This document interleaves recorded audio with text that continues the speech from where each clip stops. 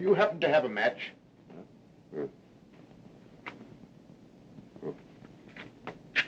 Say, where you come from? This building is closed. Thank you. We'll have you the correct time. It is just 9 o'clock. Oh, thanks very much. Still, I don't understand.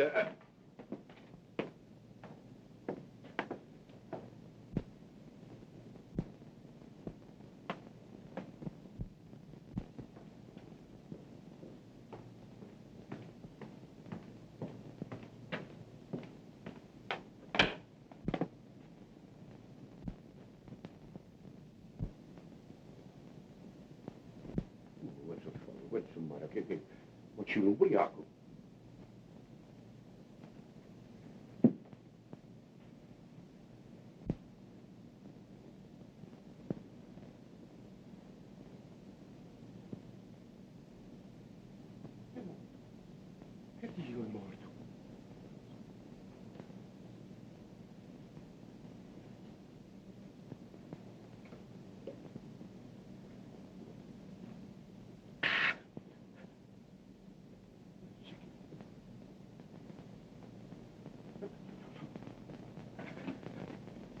Police! Police!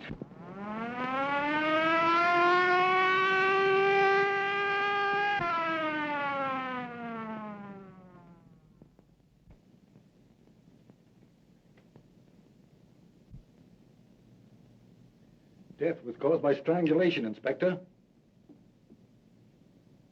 The murderer had powerful hands, and he knew what he was doing.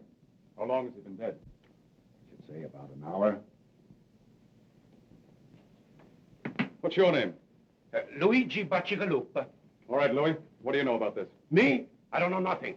I only know what I say over the phone. Well, let's have your story. Well, I knew something terrible was going to happen tonight. So you knew something, huh? Oh, Mike, what's excitement? Why, there's been a... Oh, yeah. I see.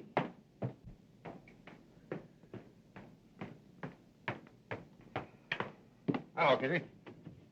Come on, Casey, give. I got a date with Inspector Riley. Sure you have. Only Riley don't know it. You go on in and tell him. Then he will know it. Come on, scram. Now, you know Riley always lets me in on a murder.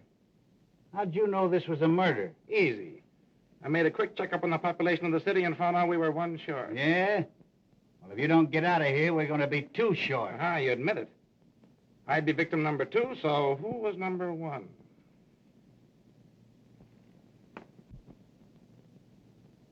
Garfield. Garfield. Where did I read something about him today? Now listen here. I remember. The Garfield Investment Company was petitioned into bankruptcy this morning. Another stockbroker gone the way of all flesh. Another stockbroker?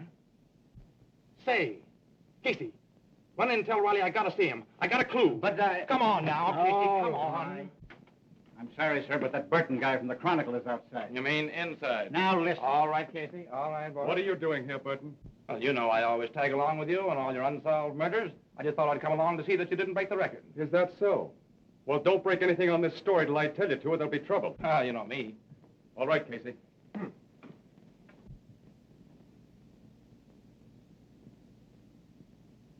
Strangled, huh?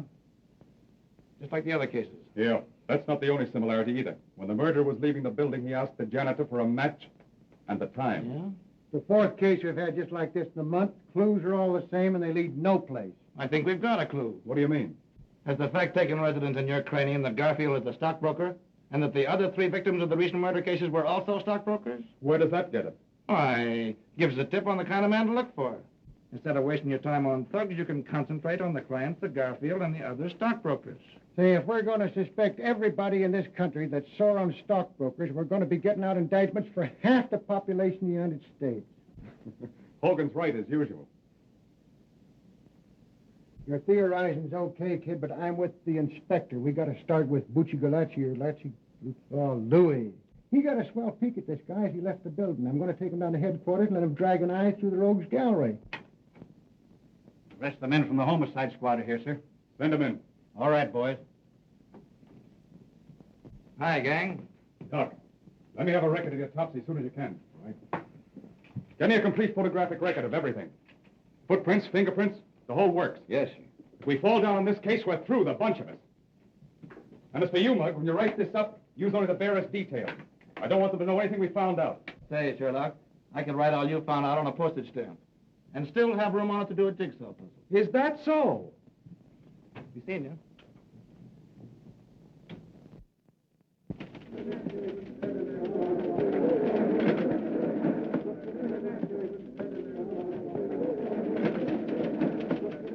And that the opening of the opera season was a brilliant success is shown by the number of socially and financially prominent people who attended. The beautiful Mrs. Leland Gray Switzer lent a charming presence and was attired in a severe white evening gown covered by an ermine wrap. The lovely Miss Myrtle Hempstead was there also, and she wore a Running gown pants, football cleats, and a spray of rhubarb. And a good time was had by all because that worthless reporter from the Chronicle favored the gathering by his absence. As to what he was wearing, he was just wearing on everyone. How many times have I asked you not to spoil my record? About as many times I've asked you to marry me. Only up and up, Jerry. How about it? We get a place and raise some chickens? What do you say? Huh? Oh, Jack, I have so much to do. Go away. There you are. Marry me and I'll do all your work for you. I overheard the city editor say this morning that as far as your work was concerned, well, you better snap into it. Oh, yeah? For you, Miss Crane. Thanks.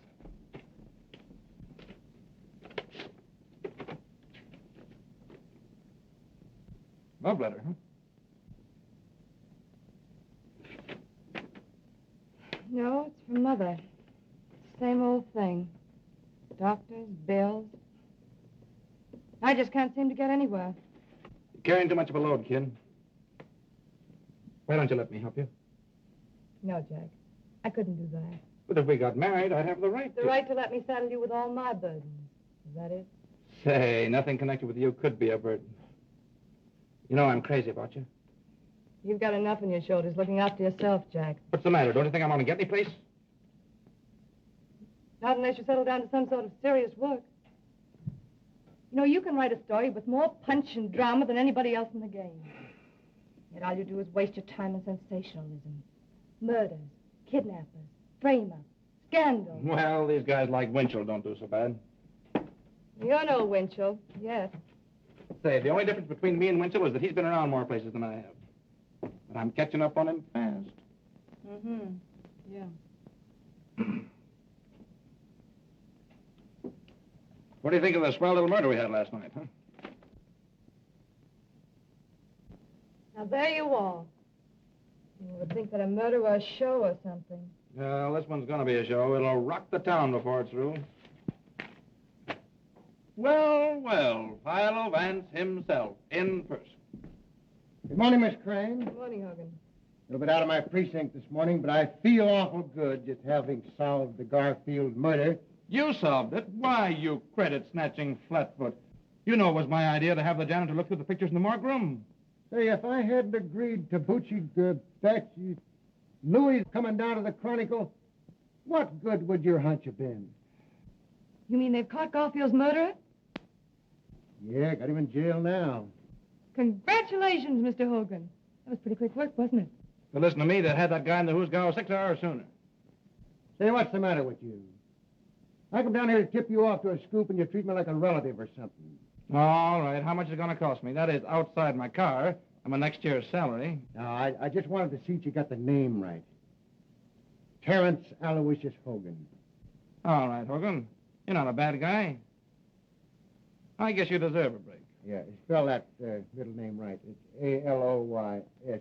Aloysius. Sure. How could I miss it? Aloysius. On the way down, I picked up a picture. Thought you might need it. Oh, yeah, I forgot about that. I could have got one from the morgue room, but probably there's a later picture. Yeah, that's a later when it's... Say, what is this? I thought you were going to give me a picture of the murderer. Why, if we print this, they'll prosecute us for libel in the human race. Why don't you let Miss Crane run it in the society cover? Be a sensation. Hey, listen. When Riley hears about this, you won't get within 10 miles of the next murder.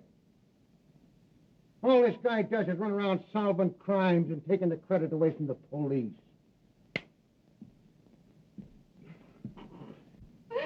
Poor Hogan. He means well, but he just ain't bright. Say, kid, what do you know about this big shot Breen, anyway? You mean Jerome Breen? Yeah, that's the baby. He's been giving the socialites an awful play lately. It's more in your line than mine. Well, I haven't got time to look him up in the files just now. Let me see. He came to town about 2 years ago. Mm-hmm. Bought the Tucker estate. Yeah. Everybody likes him. He's given thousands of dollars to charity and all that sort of thing. Boy, what a yarn for the front page this'll make. What's Breen been doing to get himself on the front page? Oh, he's the guy that killed Garfield and a few others, probably. Why, Jack, that's ridiculous. Jerome Breen isn't the sort of man who would murder anyone. No? Well, Louis, the janitor, possibly identified him as the man who was prowling around the building the night Garfield was strangled. Have you seen Mr. Breen? What does he say? Sure, I was with the squad when they picked him up. Naturally denies it, they always do. Jack, I think it's terrible to arrest a prominent man like Mr. Breen on so little evidence. Yeah? Well, we're going to have a whole lot more evidence before we get through. Now I see it. Just because you and the police department have a lot of unsolved murders on your hands, you're going to pin it on a man who's done more for this city than all the police and the newspapers put together. Say, why are you so hot for this fellow Breen, anyway? Because I know all the good he's done. His donation to charity, orphanages, hospitals. Yeah, that's the new gag nowadays. Charity covers a multitude of murders. It says here that the man the janitor identified spoke to him, right? Right. Well, perhaps you're forgetting the fact that Jerome Breen is both deaf and dumb. No, I know all about that. I interviewed him once. I had a hunch that he could do something with those hands besides talk with them. Jack, can't you see how your work is warping your mind? Why, all you're becoming is a trafficker on ruined reputations. Yep, me and Simon McGree. You see? It all comes back to what I said in the first place. We're always arguing. We can never agree on anything. The only thing for us to do is to get married. With your cruel attitude towards people, I wouldn't marry you if you were the last man in the world. Baby, if I were the last man in the world, I'll say you wouldn't marry me. You'd be run over in the stampede. Why, you...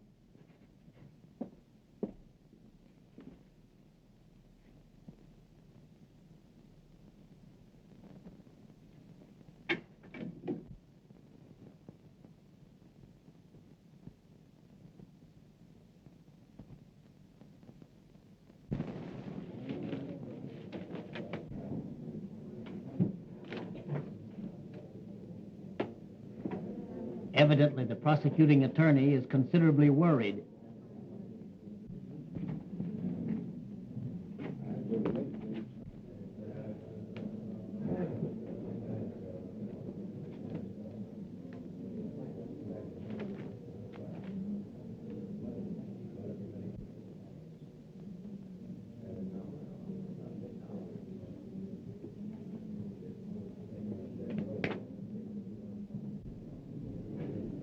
Mr. Breen says that if the prosecuting attorney has any hopes of winning the case, he should be worried.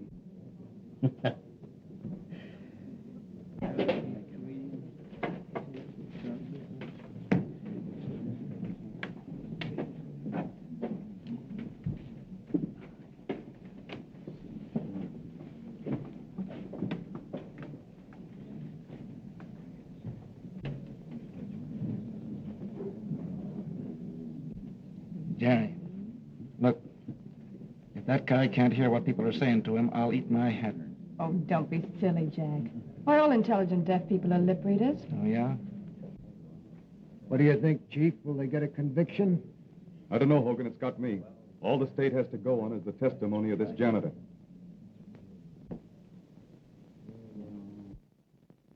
And every woman in town believes he's innocent. Why, I was talking to the president of the Ladies' Auxiliary, and even she said that this trial was nothing more than persecution. Well, I don't blame them. They've been reading those soft soap articles of yours about poor Mr. Breen. But what about your stories? Calling him the Sphinx and everything. Well, Hey, the Supreme Court of New York now in session. The Honorable George Warren, Judge, presiding. Be seated. Continue. And when I have found the body, I call for the police. If you were to see this man again, would you recognize him? Sure. I have seen him again. You have? Where? Right in this place. Order. Will you point him out to us, Luigi? Sure. That's him, down there.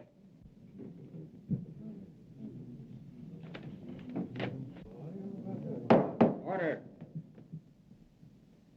You're quite sure that you couldn't be mistaken? Sure. I saw him with my own eyes, and I heard him with my own ears. That's all. Your witness.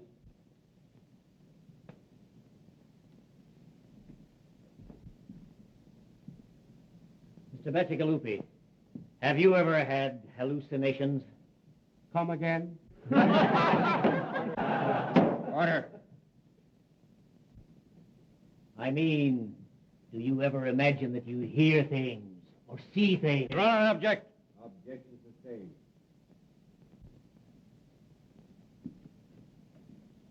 Mr. Bacigalupi, you are positive that you heard Mr. Breen speak to you?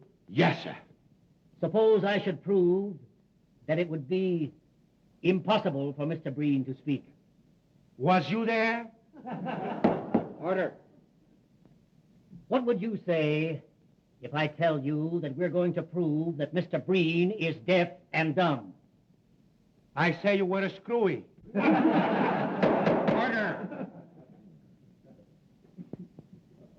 You take a drink now and then, don't you? Sure. I have the cold almost all of the time. It was cold the night of the murder, as I recall. Maybe you took a few drinks of whiskey to warm you up. No, sir. No. Think now. That was 6 weeks ago. How can you be so sure? You mean I am sure that it wasn't a whiskey? Yes. I never took a drink of whiskey in all my life. What? It was a gin. Order. That'll be all. Yeah. Your witness, Mr. Prosecutor. Is that all with this witness? No more questions? You are excused. Huh? Thank you very much. Mr. Breen, can you tell us where you were on the night of the murder? Mr. Breen says that he was at home, in bed. Now, Mr. Breen, can you tell us of anybody who saw you at home on the evening in question?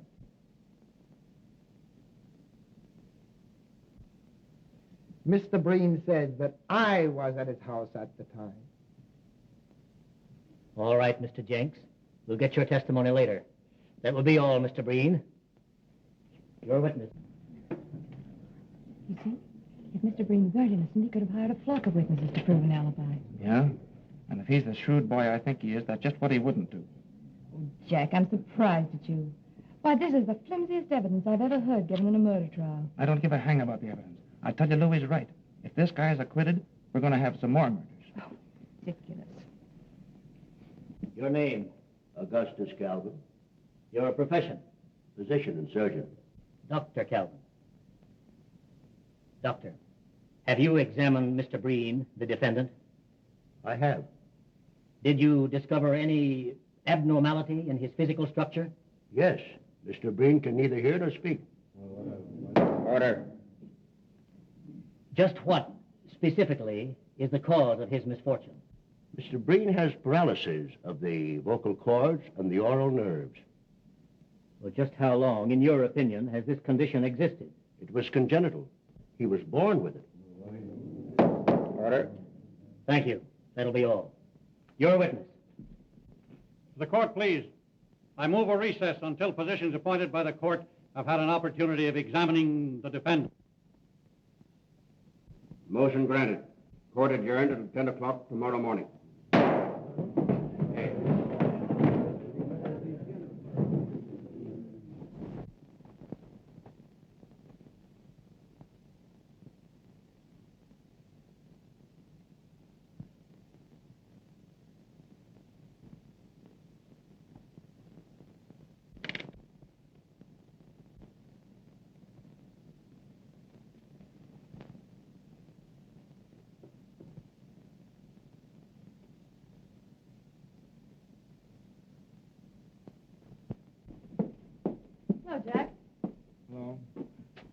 I'll bet you're enjoying that more than any story you ever wrote. Please, Jerry, go away and let me enjoy my piece, will you? Oh, forget it, Jack. Why, you just had a wrong slant in the thing from the beginning. Wrong slant, huh? Say, it would take more than the decision of 12 dumb clucks to make me change my opinion. I suppose all we gotta do now is to sit back, wait for some new murders, and cheer. Oh, don't be silly. Hey, I'll be through this in a minute. How about tying on the old feed bag? I'm sorry, I have an engagement. Yeah? Who's the lucky guy? To a very, very dear friend of yours. All right, who is it? Mr. Jerome Breen. Jerome Breen. Mm-hmm. Mr. Breen dropped me a note thanking me for my kindness in the articles I wrote about him during the trial. Invited me to his home. Jerry, you're not really going up that fellow's house. Why, of course I am. I talked to the boss about it, and he's going to pay me extra money for a series of articles on Breen. Listen, baby, honey, listen. I know there's something screwy about that guy. Why, the idea of you being alone with him would drive me crazy. Oh, Jack, pull yourself together. Why, everyone you see lately is a boogeyman. This criminal court assignment of yours must be getting on your nerves. Jerry, if you go up to that man's house, I'll... Oh, that'll be swell. Only don't make it a habit.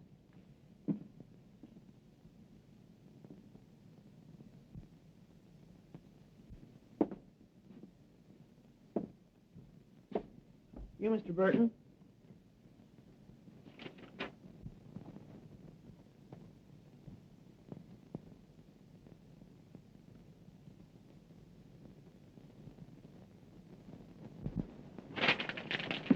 All right, son. Say, Mr. Burton, there's a question I've been wanting to ask you for a long time. Go ahead, shoot. I know all the answers except the right one. Well, you see, I sort of been wanting to become a great reporter, and I'd like to know how to begin. Well, son, when you find out how to begin to be a great reporter, let me know. And I'll start with you.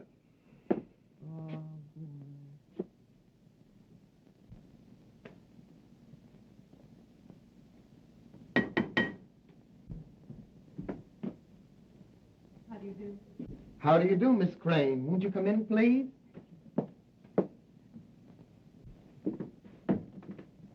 If you please.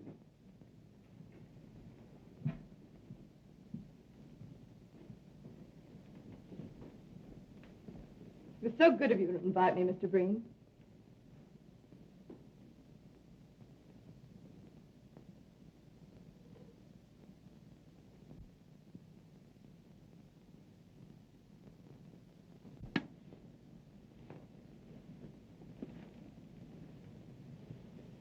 It's a lovely house you have here.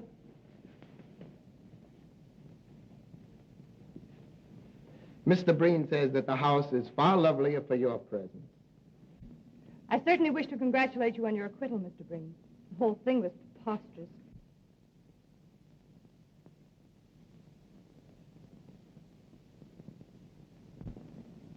Mr. Breen says that your articles in the Chronicle were more effective than anything else in showing how preposterous the accusation really was. My.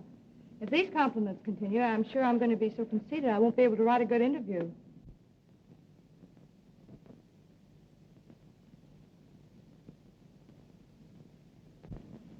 Well, why write one then? And Mr. Breen is afraid that an interview with him will have one boring necessity. I don't understand.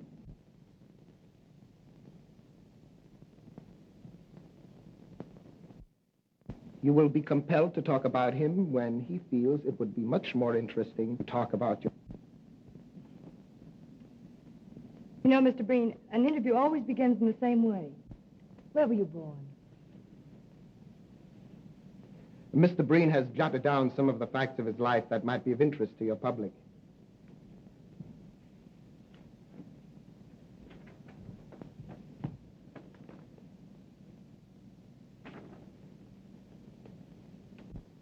You may use the material in any way you see fit. Why, this is splendid. It'll be a very good beginning for the series of articles I have in mind. Mr. Breen says, and now you have no alternative except to talk about yourself.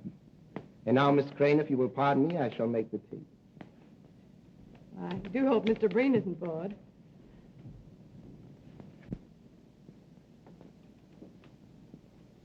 Hey, Tony, Yes, sir. fill him up again. This, 3 points and 2 fifths. Pretty good, eh? Okay, then.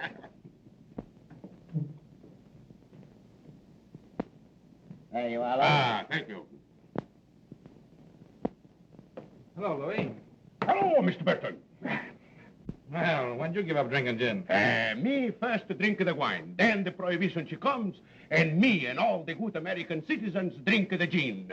Then the law, he says, we must drink the beer. So me, Luigi Bacigalupe, drink the beer. Have one on me, huh? No, thanks. I'm not drinking. Kind of worried. What are you worried about? I am worried too.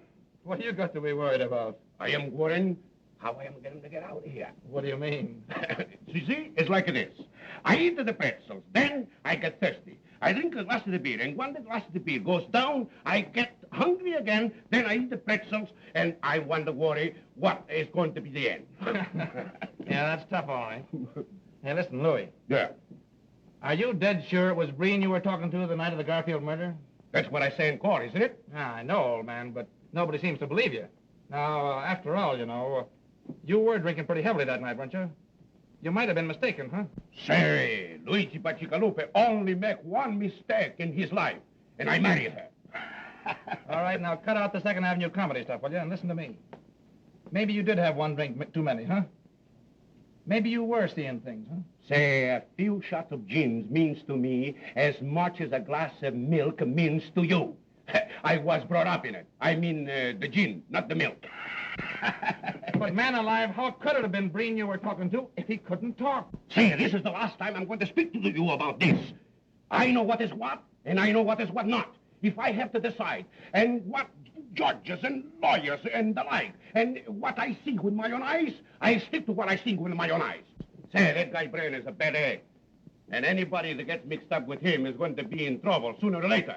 Maybe sooner.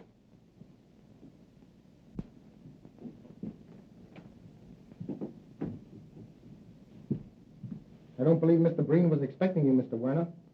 Well, I've got to see him. I'll wait. All right? But you must meet Mother sometime, Mr. Breen. I know you'd like her.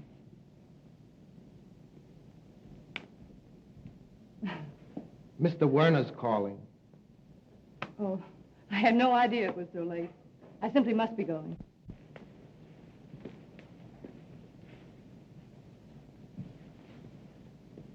Mr. Breen says he hopes you will come often. He is very lonely.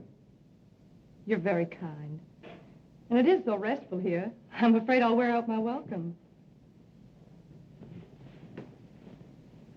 Thank you. Goodbye.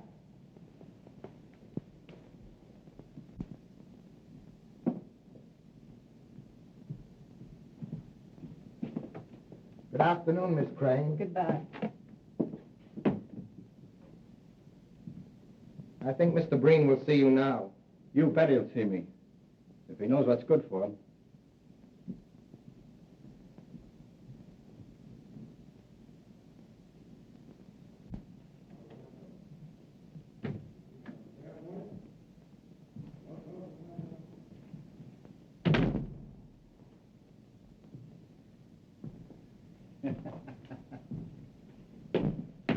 Oh, boys. Hello, Hogan. Rally in. Yeah, he's in. You better stay out. What's the matter? Hydrophobia. Ah, well, he's always glad to see me. Hey, listen, you. Did you hear what I said? I said no. Well, go ahead. Make it snappy. What do you want? Me? Oh, I just dropped in for a drink. Do you know better than to drop into a police station for a drink? I don't know what this country's coming to when a guy can't get a drink in a police station. Come on, Scram, I'm busy. That's all right. You're not bothering me. See, your girlfriend Jerry's playing around with your old pal Brain. Yeah, that's what's got me worried. Why don't you do something about it? I can't, Jim. I've talked to her till I'm blue in the face, but you know how a dame is. The more you knock a guy, the more she's for him. I'm sorry for you, kid, but I get grief of my own. I'm not in so strong with the police commission. Hey, Chief, there's a Mr. Werner here to see Burton. Werner? To see you? Oh, yeah, I forgot to mention it. I told him to meet me here. Say, what do you think this place is, a reception room? Listen, Jim, this guy may have a clue on the Breen case. He called me at my office, but I couldn't see him there on account of Jerry. Well, It's about the reward that my boss offered on the Garfield case, see? I want you to hear him in case he has anything important to say. And what am I supposed to do? Play stenographer and take down a report of the conversation? No. You go in the other room and listen. I don't think a full view of that mug of yours will make anybody inclined to talk. Oh, is that so? Show him in, Casey. Huh?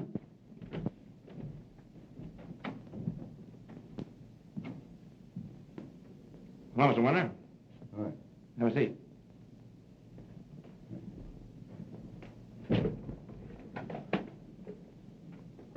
I hope you don't mind my asking you to come here, but you see, there are reasons why I couldn't have you at the Chronicle. No privacy. It's all right with me.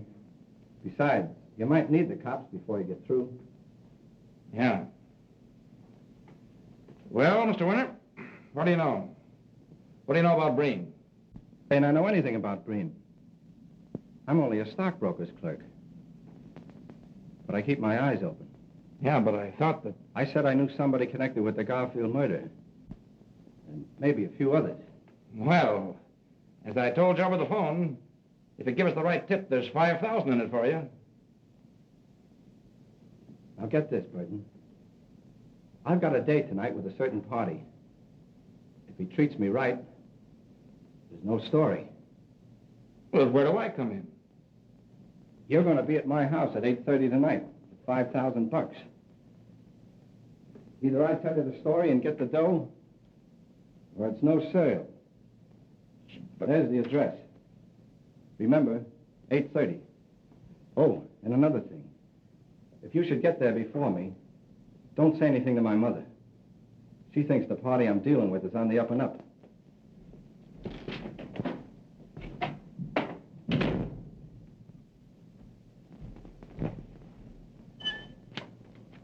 Well? We'll be there tonight at 8:30.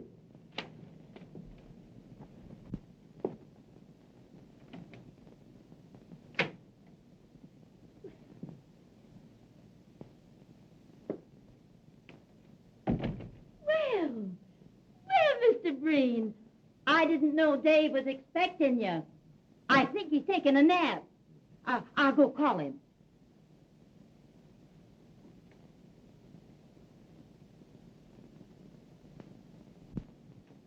Oh, yes, upstairs.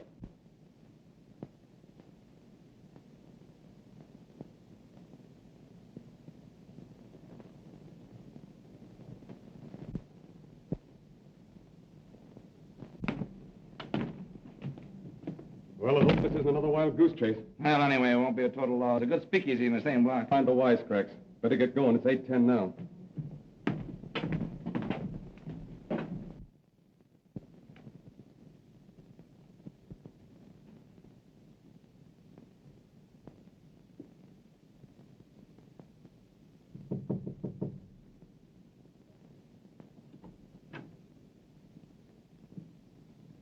Mrs. Werner, do you happen to have the correct time?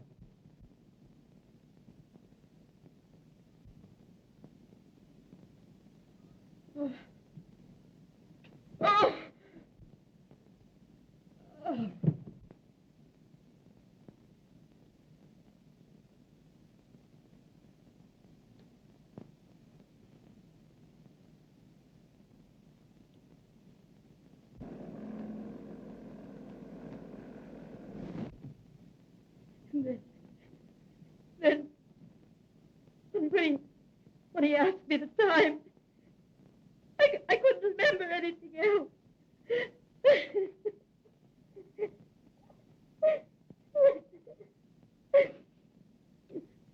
Oh, let me go up to him. Oh, you mustn't do that, Miss Werner, please.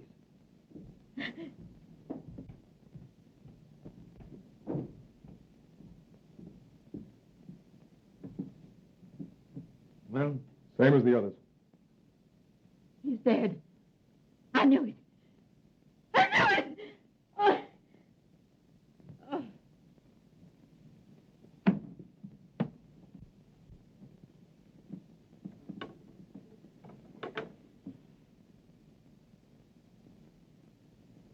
What are we going to do? Undoubtedly, Werner knew Breen's secret. That's why Breen did away with him. Yeah, that's right. We're going to that skunk's house. Hey, what about her? We'll take her to the neighbors. Come on.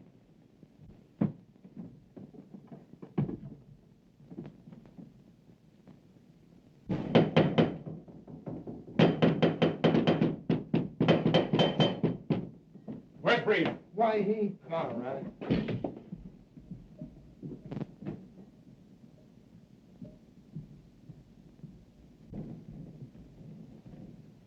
Get up, Breen. I want to talk to you. I say, sir, you've no right. Shut up, you. I'll make my own right.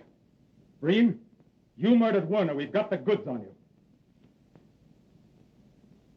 Mr. Breen says you'll talk to him civilly or you'll leave his house. I'll talk to him civilly with a poke in the snoot. Breen, a man named Werner was murdered tonight. His mother will testify that you did it.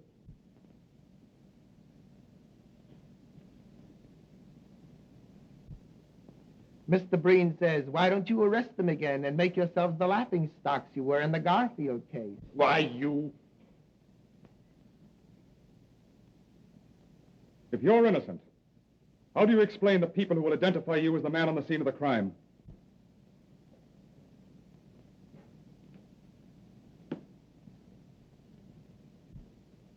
Mr. Breen says, if you look at the matter calmly, it is easily explained. The watchman on the Garfield case was obviously drunk and might have identified anyone. And Mrs. Werner, after her son was murdered, probably had an hallucination caused by what she'd been reading in the papers.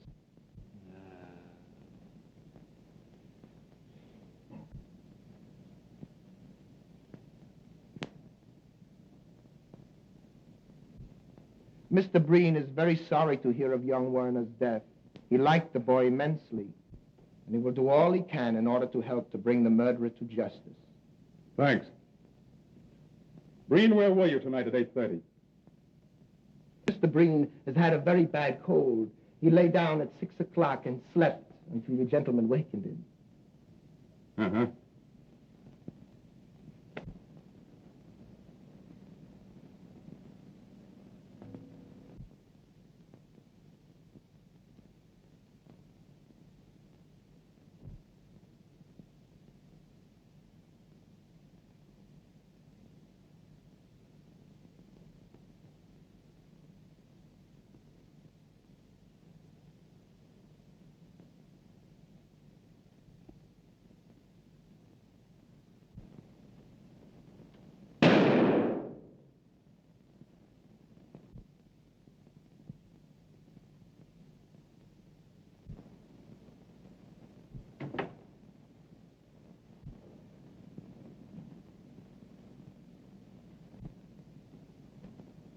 Say, why should Breen have a piano if he can't hear music? Mr. Breen has the piano for the enjoyment of his guests. Oh, yeah.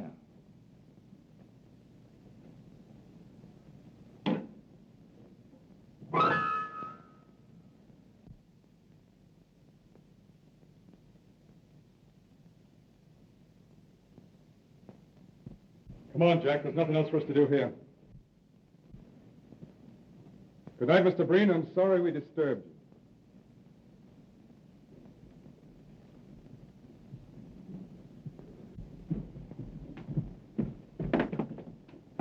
Good night, gentlemen. Say,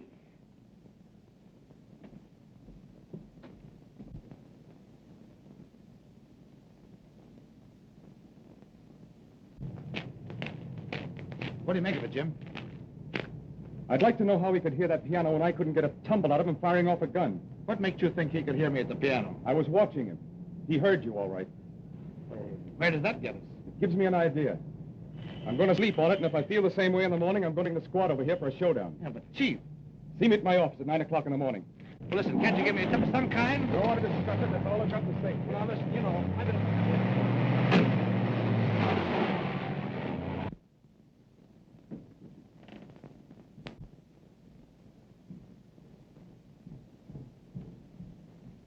That copper's onto something.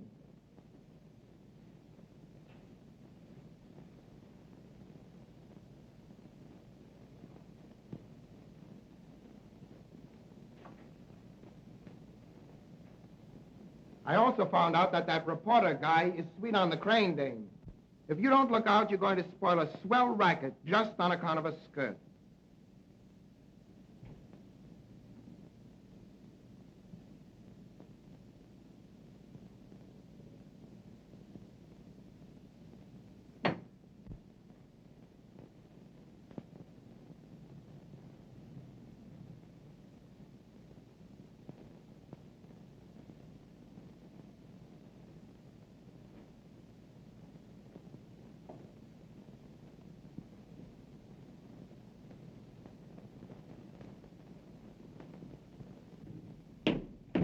Hi, boys. Hi, Casey. Hey, wait a minute. Who do you want to see? Riley. I got a date with him this morning. Well, you won't see him. Yeah, who says so? I say so. He's dead. Riley. Dead? Yeah. The chief was found murdered early this morning. But where? How? You'll have to ask Hogan. He's been put in charge of the precinct. I should have known it. Riley was on the Breen. He had to get him.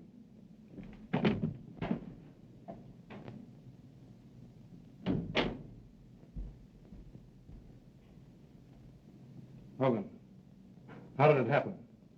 Tell me about it. Riley's wife found him in bed, 7 o'clock. Strangled, like the other guys. How could the murderer get to him? Easy. Alleyway and a fire escape leading to his bedroom window. Now I know it's Breen. Yeah? What are you going to do about it? Can't get anything on him.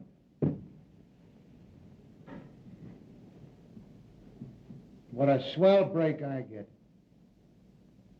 For 15 years, I've laid for this inspectorship, and now they hand it to me with 5 unsolved murders staring me in the face. What's the police commission got to say? They give me 2 weeks to find the murderer of Riley, or I'm canned. You can send in your resignation right now. You get anything on Breen, he'll take care of you just as quick as he took care of Riley. Yeah. I wonder why he went after Riley. Riley found out some kind of clue at Breen's house last night. He's going to tell me about it this morning. Breen got wise to him, pumped him off. What was you and Riley doing at Breen's house last night? We went up there on the Werner murder. Couldn't get to first base. And what's the lowdown on that Warner case? I was somewhere else. He got Werner for the same reason. Werner got wise to his secret. I tell you, that guy Breen's a maniac. He'll kill anybody who finds out about him. I wonder who else might stumble on to that guy's secret.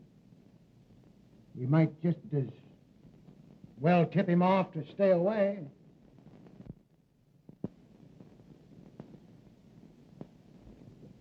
Jerry Crane.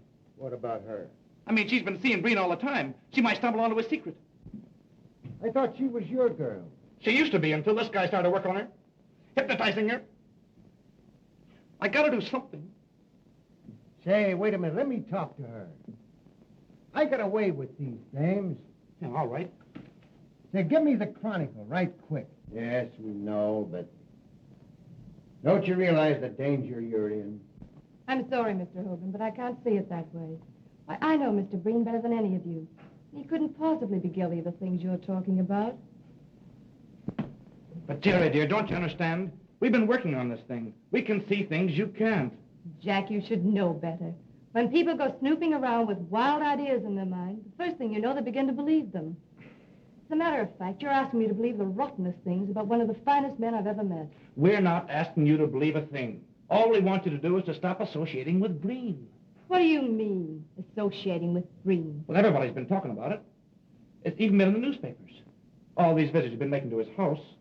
Which only means that the gossipers and columnists in the other papers are following in the footsteps of Mr. Burton of the Chronicle.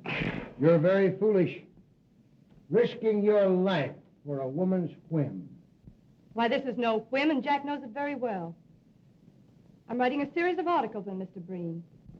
I'm being well paid, and I need the money badly. All right, then, chuck your articles. I'll give you what you need. We've been through all that, Jack. How many more articles have you got to write? You've written a dozen now for a guy who doesn't even rate a short obituary. Well, that's really my business. Supposing I make it my business. Now, see here, Mr. Burton. I like Mr. Breen, and I'm going to see him whenever I want to. But, Jerry, listen, honey, don't go now. Have dinner with me and talk it over. As a matter of fact, I'm having dinner with Mr. Breen. What? Don't you realize that bird has bumped off 2 men in the last 24 hours? Don't that mean anything to you? What? Yes.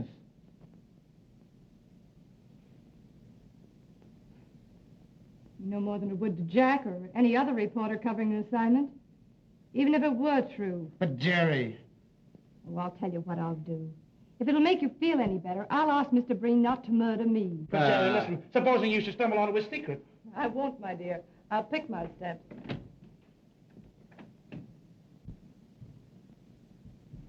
Hogan, I don't care what she says. She's liable to go up to the house tonight and never be heard of again. Send Casey in here. We've got to do something. Calm down now and let me handle this, will you? You want me, Chief? Yeah, I want you and Sullivan to watch that Breen house. Jerry Crane's going over there tonight. If anything suspicious happens, telephone me here. Oh, thanks, Hogan. You're a pal. I'll go along with the boys and help them cover the house. Yeah, and I'm going to get into a jam over this. It's against the commissioner's order to have anybody watching us as suspected of a felony. Felony? Say, what do you think this is, a picnic?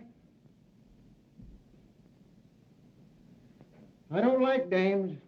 I never did like dames. I'm going to get canned for protecting one when I ought to be giving her a good swift kick in the slacks. You're right, Chief.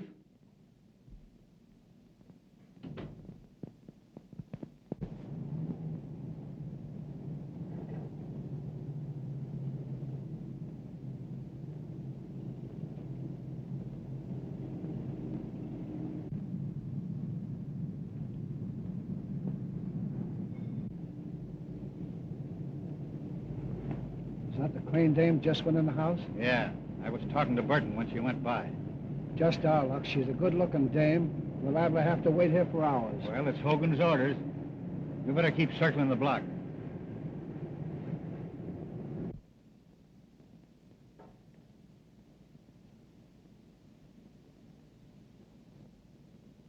But I'm finishing the articles, Mr. Breen. I really don't think I should impose on you anymore.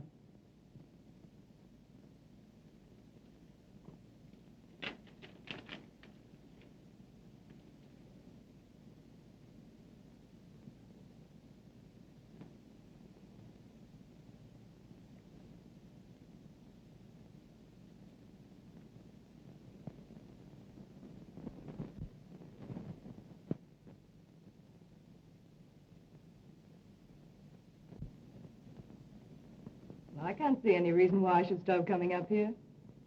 You seem like an old friend whom I've known for years.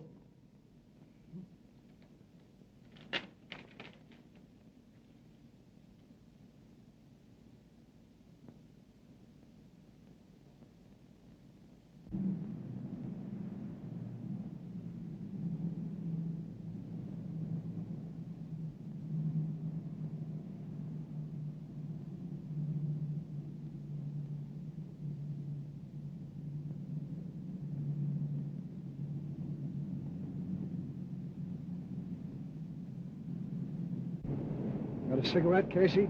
Sure.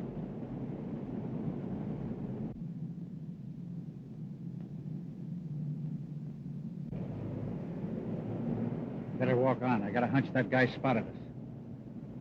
Well, so long. So long.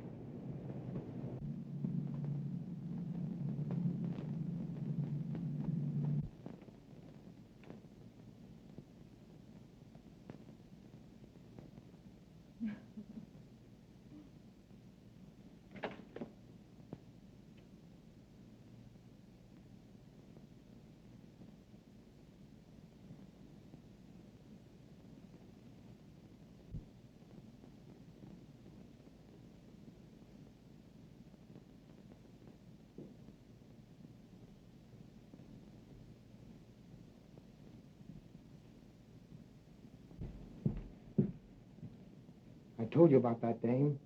There are a couple of dicks outside watching the house.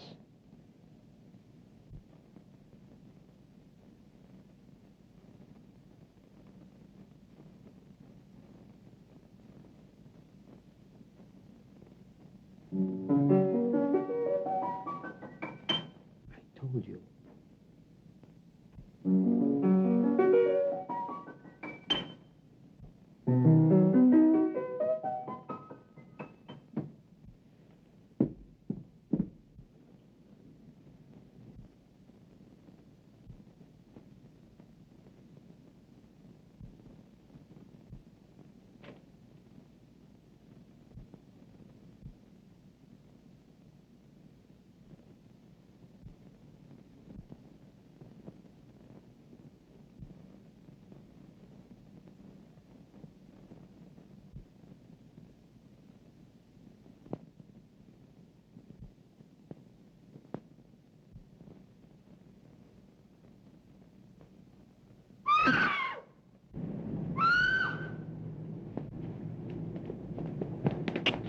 Phone Hogan.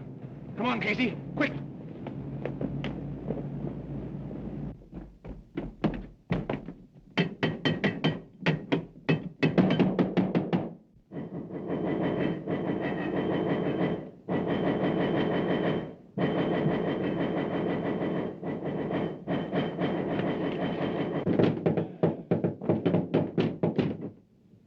A gentleman. Get in there.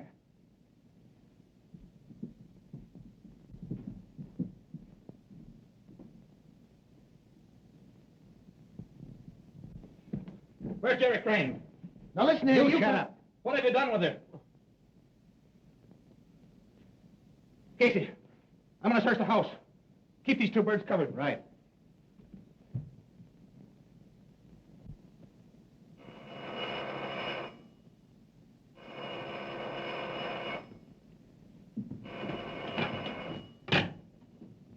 Hello?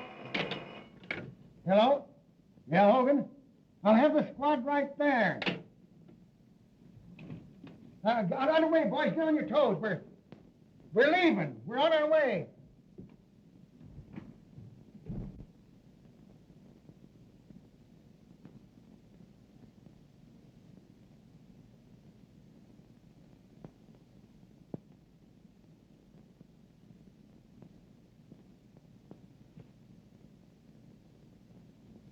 Hey, do you think I'm going to believe any of that junk you've been writing?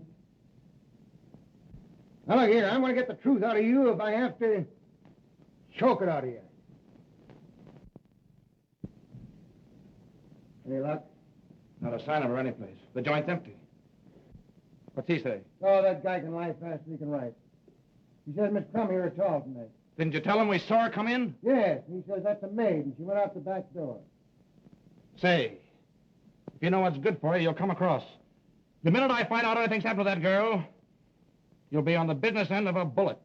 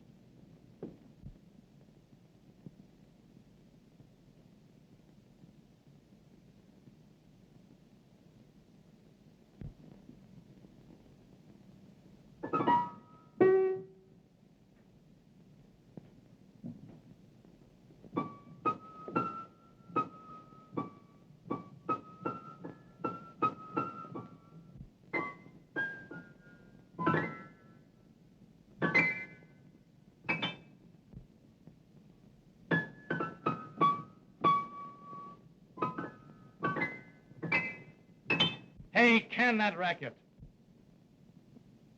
You just ain't got no ear for music. Besides, I think a lot better when I play. Yeah? Say, I got a hunch I've got the secret of this mystery right at my fingertips. I tell you, Jerry's right here in this house. Yeah, that's right.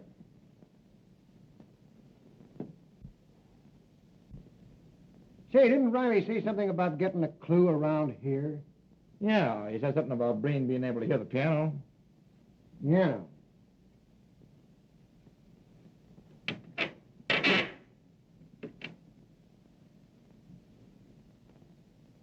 Well, I don't know what kind of a clue he'd get out of that.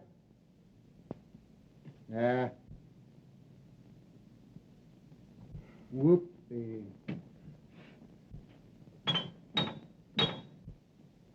Look!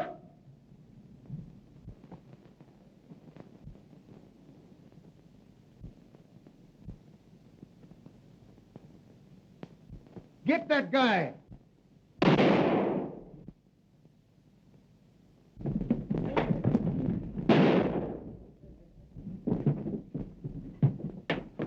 Jerry. Take it easy. You all right? I'm just a bit shaky.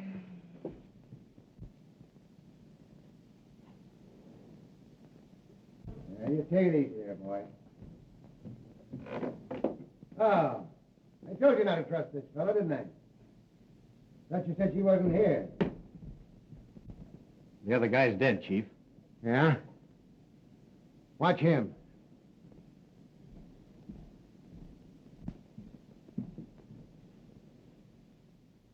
Well.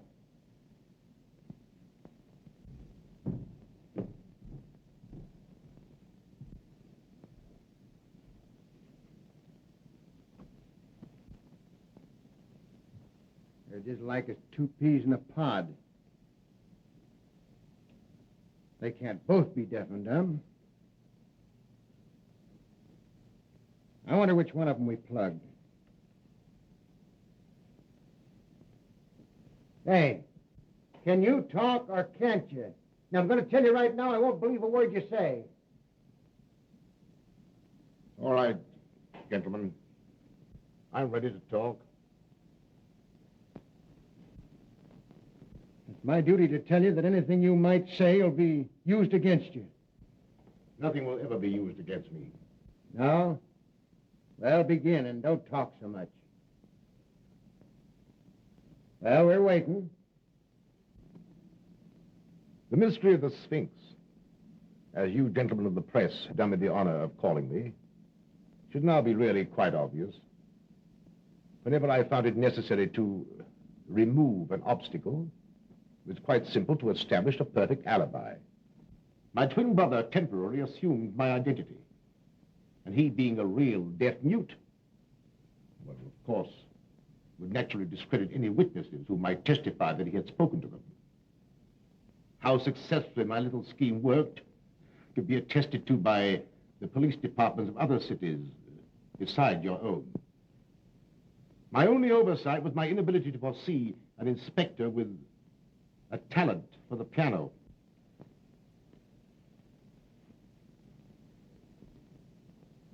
So you admit that you got Garfield, eh? Unfortunately, I did. I formed a stock pool with 4 other brokers with Garfield. They didn't like the way I did business and threatened to go to the district attorney. Well, I had to protect myself. Why, of course. And Werner and Riley, what about them? Werner was a skunk. He tried to double-cross me. Riley got suspicious about the piano. And Jenks, was he in on this? Where is that guy? Jenks is miles away by now. Suppose you ask him. You won't talk, eh? Well, suppose we get going before you get a chance to get miles away. Snap 'em on him.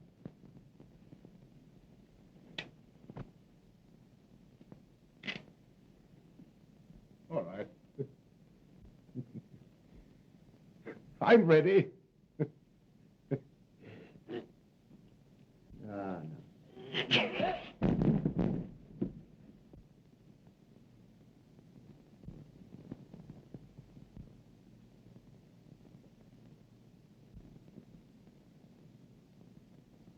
He's dead.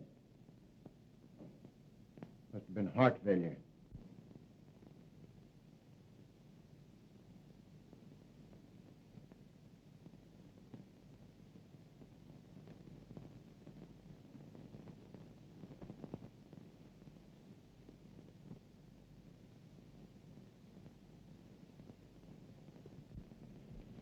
There you are.